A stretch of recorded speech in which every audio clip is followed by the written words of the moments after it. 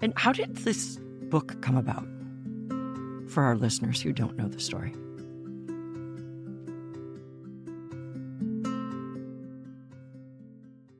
Well, we've taken walks for a number of years, and we'd been out of touch for a while. I guess I was sick, and we had an email exchange that was about the love of God, and it was just a brief thing, but then it prompted both of us to respond quickly to each other. And I kept thinking about it in the days after, and then I wrote Miroslav, and I said, what if we just made this a thing? What if we wrote these letters to each other and just see where it goes? So we write about what faith means to us at this point in our lives.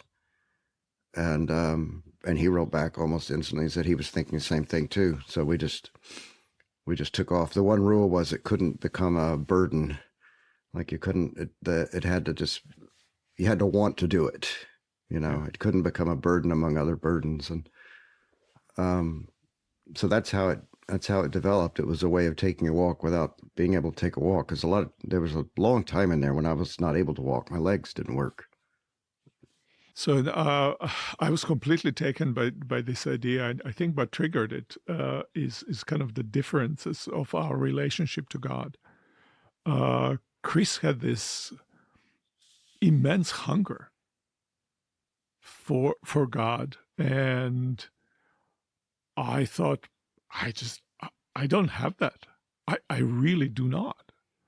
I'm a theologian. I think about God. I think God is really important in my life, but I don't have hunger that he had. And it was always fascinating to me, and I wished I would.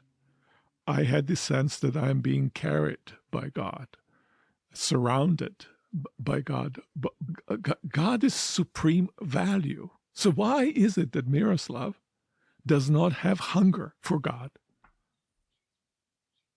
And I can give you reasons why that is, but existentially that was the question for me. And how do I acquire that? That was really important. Yeah. See, I want just the opposite. I want the hunger to go away and for it not to be. That seems to me the healthy way of being. You shouldn't have to have this driving hunger for God. It should just be threaded through your life, and it clearly is yours. And that seems to me health. So I think each of us is wanting what the other has. Yeah, exactly. Yeah. I disagree. In some sense, I agree, but disagree with you in some sense. If you ask me a theological question, what is ultimate source of value and ultimately valuable? I would say God is. And somehow I think I should be able to long for this with my entire soul. After all, that's what Jesus tells me to do. And I can't obey the first commandment. He does, and I can't. And that seems to me troubling, and it's really important in our friendship, in our conversations. That's why I think for me that whole initial email conversation so easily turned into something that's much more robust. Mm-hmm.